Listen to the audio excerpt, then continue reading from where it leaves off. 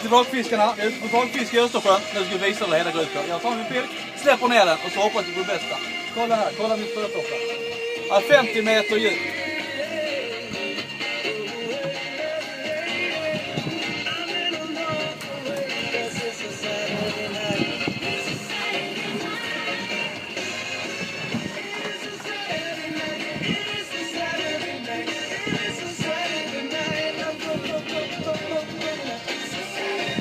Ja.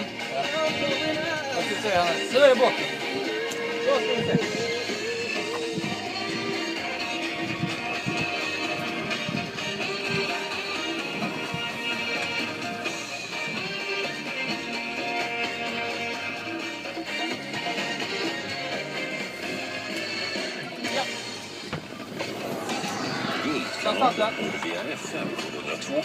Ser ni, det är detta, vakfiskarna.se.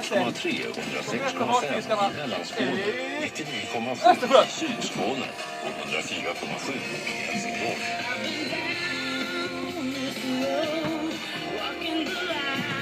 Utrustad Bäcken Sackelsberg. Live.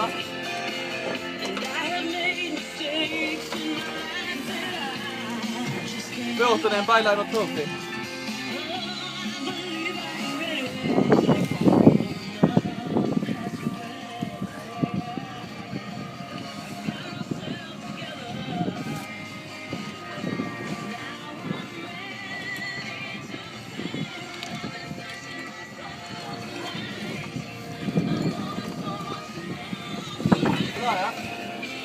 Det är så man fångar fisk.